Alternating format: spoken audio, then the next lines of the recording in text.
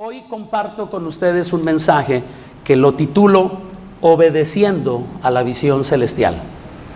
Después que el apóstol Pablo expresó al rey Agripa la comisión que incluía su apostolado, le expresó algo que creo, desde mi propio punto de vista, debe llamar la atención de todo hijo de Dios, de toda hija de Dios. Bien, después que el apóstol le expresó al rey Agripa en aquel discurso de defensa que presentó ante él, cuando lo llevaron acusado por los judíos para que rindiera cuentas, porque los judíos en realidad lo que querían era matar al apóstol Pablo. Toda esta situación comenzó cuando encontraron a Pablo siguiendo el consejo de los otros apóstoles de realizar una ceremonia de purificación en Jerusalén, y lo vieron ahí algunas personas e inmediatamente cuando lo reconocieron lo acusaron de estar levantando movimientos de sedición en contra de Roma, en contra de la iglesia, la comunidad judía y todo eso. Todo esto produjo que Pablo tuviera que apelar a diferentes instancias para tratar su caso. Cuando compareció ante el rey Agripa, entiéndase, el rey judío. A veces nosotros pensamos que terminó el asunto de los reyes en Jerusalén, en la tierra bíblica, pero no. Aún cuando la iglesia estaba incipiente, estaba comenzando, pues había un rey, y el rey judío en ese tiempo, en los días que Pablo desarrolló su ministerio, era el rey Agripa. Entonces, ante el rey Agripa fue puesto el gobernador romano Félix Festo. Lo que hizo fue pedirle al rey Agripa que escuchara la defensa de Pablo para pedir su consejo y ver de qué se trataba, cómo estaba la situación. Entonces fue ante el rey Agripa que Pablo presentó su defensa y expresó lo que para mí acaba de ser el contenido de la serie de mensajes que titulé Objetivos del Ministerio Apostólico para el Mundo Gentil. Ante el rey Agripa, Pablo dijo que cuando el Señor Jesucristo lo había llamado a él y le había dado esa comisión apostólica, le había marcado 5 objetivos a realizar. Ya fueron objeto de mensajes.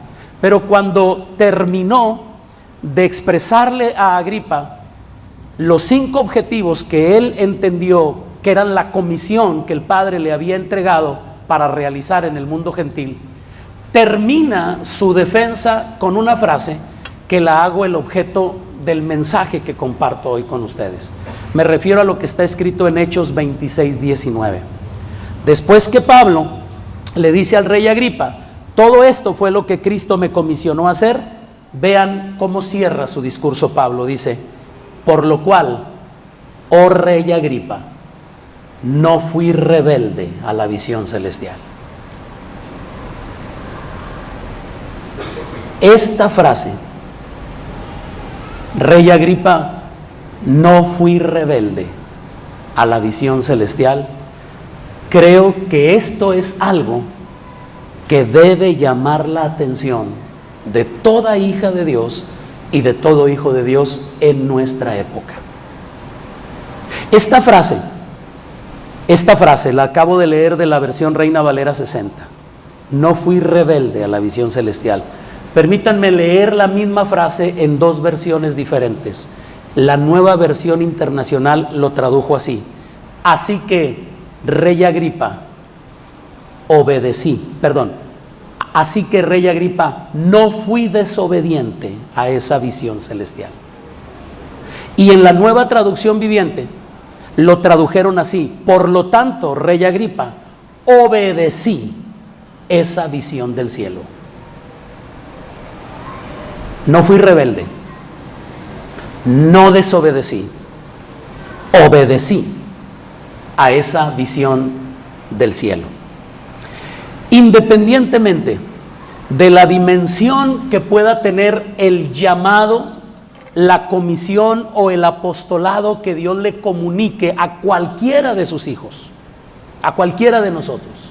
Porque así como el Señor llamó a Pablo para que cumpliera una comisión al mundo gentil, puede elegirle a usted, puede elegirme a mí, puede escoger a cualquiera de nosotros y nos puede dar, impartir, convocar a una asignación específica para cumplir, independientemente de la magnitud que ese llamado, esa comisión o ese apostolado pueda tener para cada uno de nosotros, yo considero que más importante que la magnitud de ese llamado es la respuesta que el hijo o la hija de Dios le ofrezcan al Padre. Creo que la respuesta que demos a lo que Dios nos convoque a hacer es la clave de lo que Dios llegará a hacer y a producir en la vida de esa persona, de él o de ella, indistintamente. A ver si lo estoy expresando bien. El llamado que Dios le hizo a Pablo tenía magnitudes incalculables. El mundo gentil era mucho más grande, mucho más abundante que el mundo judío. Por lo tanto, la comisión que Dios le estaba dando a Pablo tenía unas dimensiones impresionantes. Tal vez usted y yo no recibamos un llamado de esas magnitudes, pero independientemente de la magnitud del llamado que Dios haga a una hija o a un hijo de él, lo más relevante es la respuesta que como hijos nosotros le demos a esa convocatoria. ¿Por qué digo esto? Porque cuando Pablo hace el comentario ante el rey Agripa diciendo no fui rebelde, está diciendo que pudo haberlo sido. Está diciendo que pudo haber interpretado que aquello era algo a lo que él no se quería dedicar. Sin embargo, él responde a Agripa y dice, a mí me pasó esto. A mí Dios me encontró en el camino y Cristo me hizo un llamado y me dijo, estas son las 5 cosas que yo quiero que hagas por mí. Y responde Pablo de una manera categórica, firme, no fui rebelde a la visión celestial. Indistintamente de la magnitud del llamado, la respuesta que los hijos de Dios le demos a lo que Dios nos pida hacer por él es la clave de lo que Dios va a alcanzar a hacer.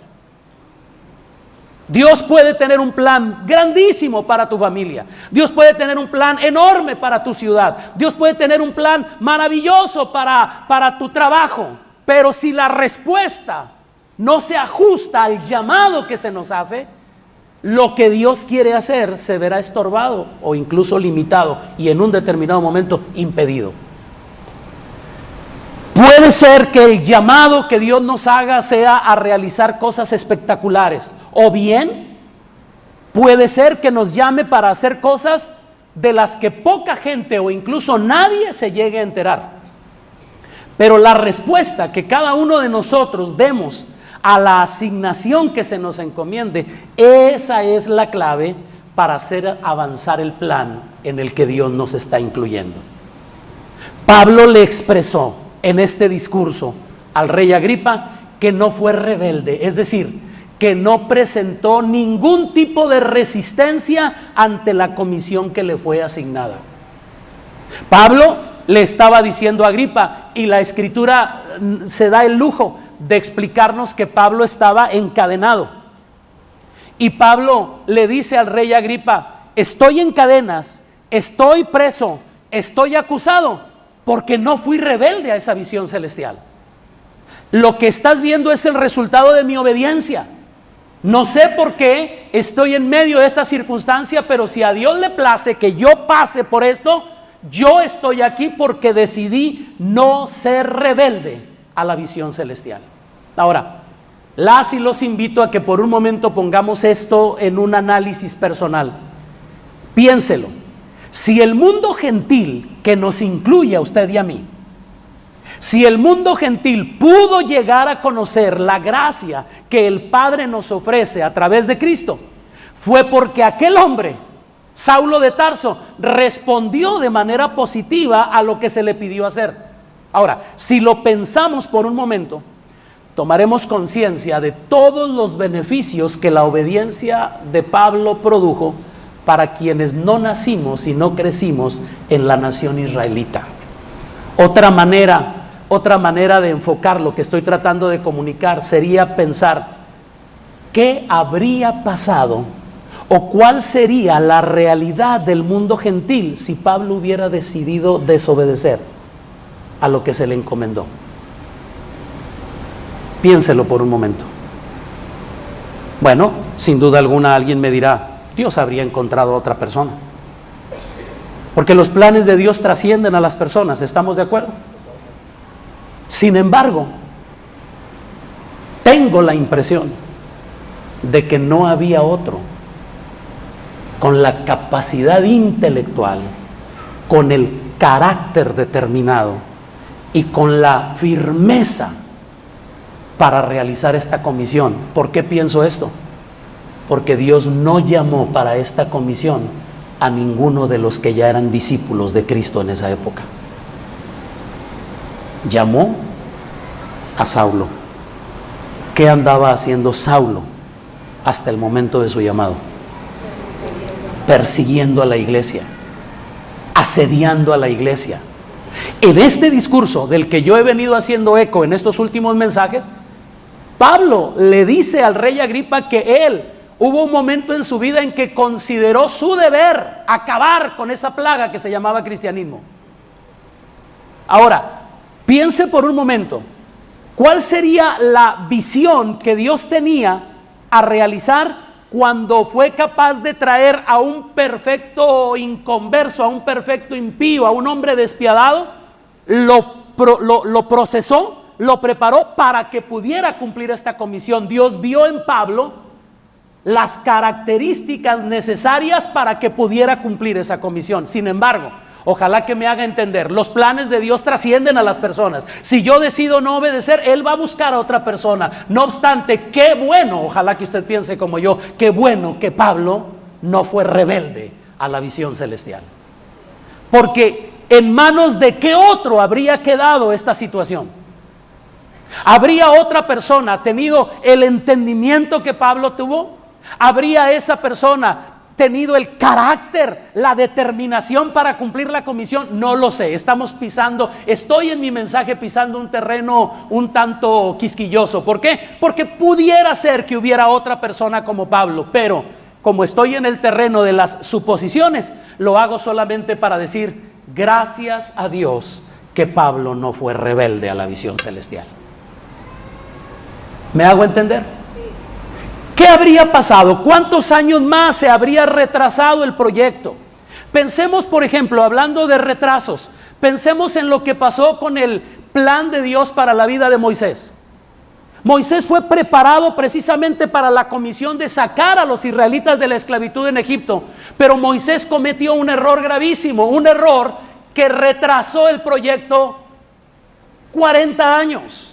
La escritura dice que Moisés era de 40 años cuando le vino al corazón visitar a sus hermanos judíos, y viendo que un egipcio maltrataba a un judío, lo defendió matando al egipcio. Ese error, esa falta de sabiduría costó nada más 40 años de retraso.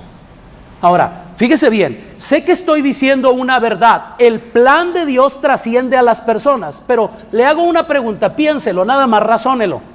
Si Dios comisionó a Moisés para esa tarea y Moisés comete esta acción de matar al egipcio y esto retrasa 40 años el proyecto, ¿a qué cree usted que se debió ese retraso? No estoy hablando solo del error de Moisés, porque alguien me dirá en un pensamiento lógico, pues usted lo acaba de decir, pues mató al egipcio, sí, pero si los planes de Dios trascienden a las personas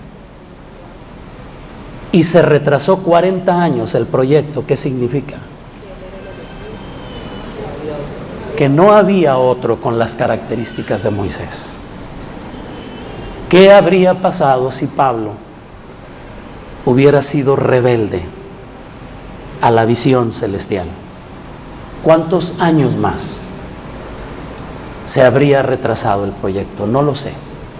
Estoy simplemente haciendo conjeturas, tratando de resaltar la importancia de la positiva respuesta de Pablo ante la visión celestial. Y esto me lleva a pensar, ¿cómo sería la condición del mundo gentil? ¿Cuántos años más se habría retrasado este entendimiento que era necesario que el mundo gentil recibiera? ¿Cuál sería la condición espiritual de la gente del mundo gentil si la respuesta correcta del apóstol Pablo? Por eso espero explicarme, que mi argumento sirva. Al final de cuentas, lo que pasó, pasó. ¿Y qué fue lo que pasó? que Pablo no fue rebelde. Pero las y los invito a que analizando esto se unan conmigo para decir, gracias a Dios que Pablo no fue rebelde a la comisión que se le asignó. Ahora, quiero reflexionar un poquito sobre el término utilizado por el apóstol. No fui rebelde. ¿Qué significa rebelde? El significado del término rebelde es interesante. Los diccionarios dicen que rebelde es la persona que se rebela contra el poder o la autoridad. Alguien que debate, alguien que no se somete. Y hablo de una sujeción inteligente, por supuesto, no de una obediencia ignorante o ciega. ¿Cómo se define una persona rebelde? Rebelde es la persona que se rebela contra el poder y la autoridad. Pero hay otro significado, escúchelo. Persona que es difícil de educar, dirigir o controlar porque no obedece a lo que se le manda. Persona que es difícil de educar, dirigir o controlar porque no obedece. La obediencia no forma parte del carácter de esa persona cuando es rebelde. La obediencia la saca completamente de su vida y es como se define a una persona rebelde. Y por eso llamó mi atención y les quise compartir cómo estas tres versiones manejan el concepto así. La Reina Valera 60 dice, no fui rebelde. La otra versión dice, no desobedecí. Mientras que la tercera versión dice, obedecí. O sea, no presenté resistencia, no me rebelé contra lo que Dios me estaba diciendo. Y yo quiero decir en mi mensaje el día de hoy, gracias a Dios por la gente que desarrolla esta actitud, la de no resistir, la de ser dóciles ante el trato de Dios con ellas y con ellos, ya que su respuesta, la respuesta de una persona que obedece, es clave en el cumplimiento de lo que nuestro Padre quiere hacer en esta tierra. Pablo no fue rebelde, decidió responder de una manera positiva, pero hay otro elemento que llama mucho mi atención y tal vez esta sea la clave del por qué hoy les estoy compartiendo esto. Pablo primero le dice a Agripa, no fui rebelde, pero en segundo lugar dice que no fue rebelde, ¿a qué? A la visión celestial. Y los invito a que nunca cometamos el error de separar estas dos palabras, visión celestial, porque juntas nos hablan del enfoque que Pablo le daba a la comisión que recibió. Sepárela y se convierte en un concepto meramente humano. Pablo pudo haber dicho, no fui rebelde a la visión. ¿A cuál visión? A la que se me ocurrió, a la que yo imaginé, a la que yo creé en mi mente. No, Pablo específicamente le expresa al rey Agripa que la visión que él había recibido aquel día y que lo había impulsado a entregar su vida, a venderse a esta causa, era una visión celestial. En otras palabras, Pablo lo que estaba diciendo es que él decidió responder de una manera positiva a una visión, pero no a una visión que era suya, no a su propio proyecto, no a la idea de voy a llenar con este mensaje al mundo, voy a poner una denominación que va a alcanzar todos los países de la tierra, voy a poner sucursales, Pablo Ministers Incorporation en toda la tierra. No, Pablo no pensó en hacer algo que tuviera que ver con su imaginación, sino que a él lo impulsó, a él lo atrapó, a él lo adhirió una causa que era celestial, una visión que no fue creada o inventada por él mismo, sino una que vino de arriba. ¿Visión qué? Celestial. ¿A qué se puede referir la expresión visión celestial? No está diciendo que era de color celeste. ¿A qué se refería Pablo cuando le llamó visión celestial? A una que viene de arriba. ¿Me ayuda? Voy a ver si ha hecho eco lo que hemos venido tratando de construir en los últimos meses. ¿Alguien me puede decir dónde es arriba? Magnífico, gracias, qué bueno, me siento contento de escuchar esa respuesta. Arriba, damas y caballeros, en el lenguaje bíblico no es encima. Arriba es aquellas cosas que no se pueden ver o que provienen del ámbito espiritual. El Señor Jesucristo dijo, yo soy de arriba, no estaba hablando de encima. Yo vengo de una dimensión donde el Padre gobierna, que es la dimensión espiritual, y se me ha dado la comisión de venir aquí para hablarles de lo real que es esa comisión, esa dimensión. ¿Me hago entender? Pablo está llamando a esto una visión de arriba, una visión que no viene de encima, sino que tiene que ver con algo que está sucediendo en el plano espiritual. Ahora, déjenme reflexionar un poquito en esto, familia. Imaginar como seres humanos es un privilegio que nosotros disfrutamos. Hace algunos años, leyendo el libro que escribió el doctor Stephen Covey, su bestseller, Los 7 hábitos de las personas altamente efectivas, aprendí que el ser humano es superior a cualquier tipo de inteligencia animal por 4 razones importantes. No consumiré tiempo en esto, pero hablaré de una de esas 4. Una de las 4 es la imaginación. El ser humano tiene la capacidad de imaginar. Es un regalo maravilloso que Dios nos ha concedido, ¿sí? Imaginar. Muchas cosas en nuestra vida no serían realizadas ni en nuestro entorno ni en nuestra vida si no pudiéramos utilizar el privilegio de imaginar. Imaginar es lo que nos permite situarnos en un tiempo y en un espacio diferente a aquel en el que nos encontramos. O sea, usa su imaginación cuando dice: ahorita que llegue a la casa, en su mente usted ya está en otro lugar. Ahorita que llegue a la casa, sacaré el quesito que tengo en el refrigerador, el chorizo que está ahí en el refri, lo pondré en una sartén, le pondré, y hasta el aroma está llegando a usted. ¿Qué está usando ahí? Ahora, se da cuenta que por un momento usted y yo podemos estar en el mismo lugar y usted estar en otro completamente diferente. ¿Qué está usando ahí? La imaginación. Atención, observe por favor lo que quiero construir, la idea que le quiero comunicar. La imaginación es un regalo que Dios nos ha dado porque es la clave para transformar nuestro futuro. La gente que hace algo valioso con su vida es la que aprende a imaginar. Ya no quiero vivir en esta casa, quiero vivir en una mejor. Quiero que tenga puertas así, quiero que tenga tantas recámaras, quiero que tenga tantos sanitarios, quiero que haya luz, quiero que tenga una entrada. ¿Qué estás haciendo ahí? ¿Sabe por qué nuestras mascotas, nuestros perritos no mejoran su casa? ¿Sabe por qué, aunque son bien inteligentes, ellos se meten a donde usted les diga que se metan? Si les da la gana meterse. ¿Por qué ellos no mejoran su casa? ¿Por qué en un invierno y ellos están sintiendo que el aire frío entra entre las 2 tablitas y están separadas? ¿Por qué no se le ocurre a un perrito agarrar un pedazo de madera y por un martillo, unos clavos, pegarle ahí para que se le quite el frío? ¿Por qué no lo hace? ¿Sabe por qué?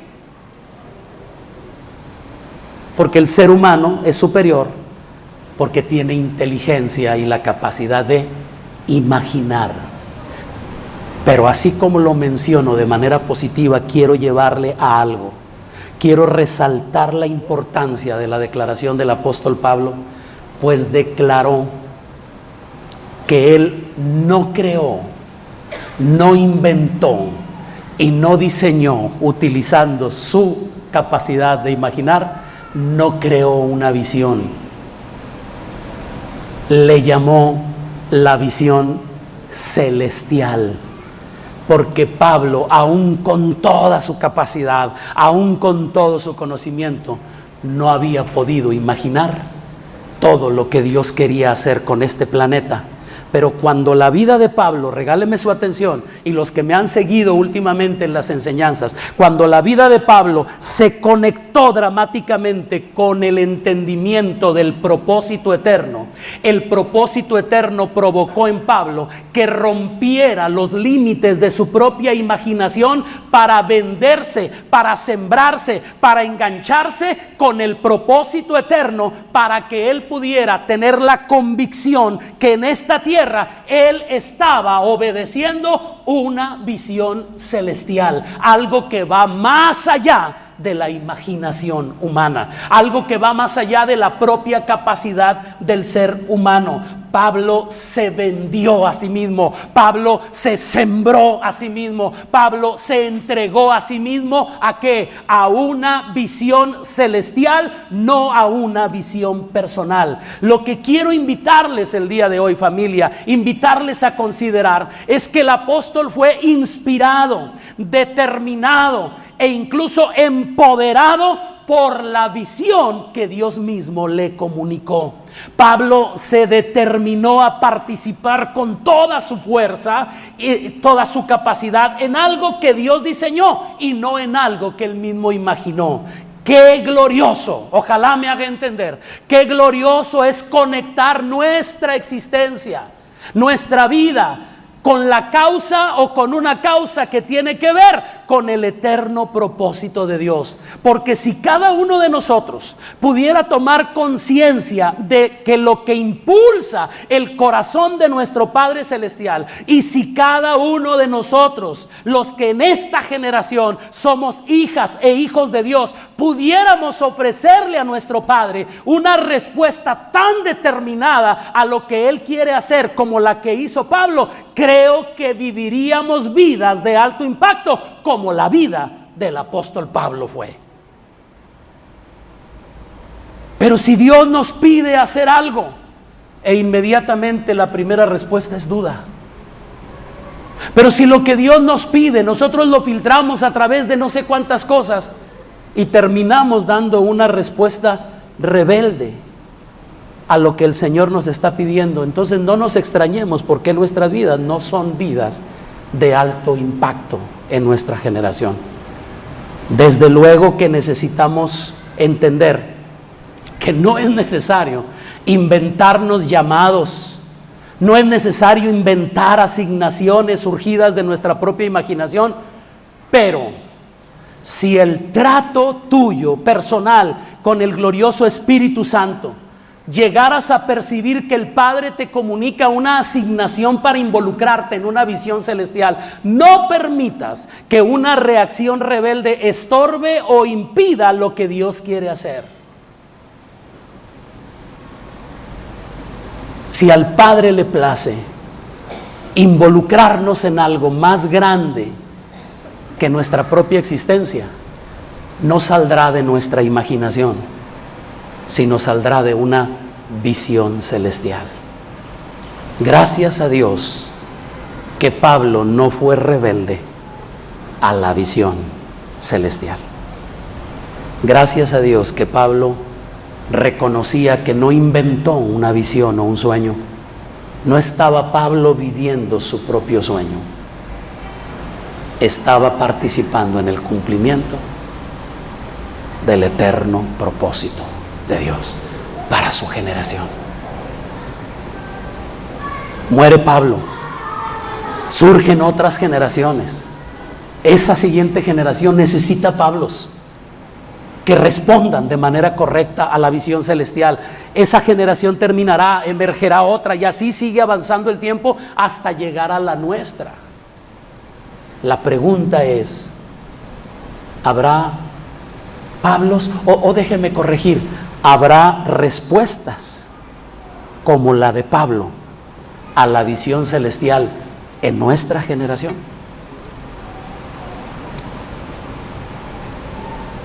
¿Quién puede determinar eso? Le pido a Dios con todo mi corazón nos ayude a tomar conciencia del glorioso privilegio de poder conectar nuestra vida a una visión celestial.